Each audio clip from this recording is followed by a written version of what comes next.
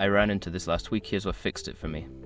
Updating your profile details on Squarespace is straightforward, and I'll walk you through step by step. Step 1. Log into your Squarespace account. Start by signing into your Squarespace account. This will take you to your dashboard where you can manage your website. Step 2. Navigate to the settings menu.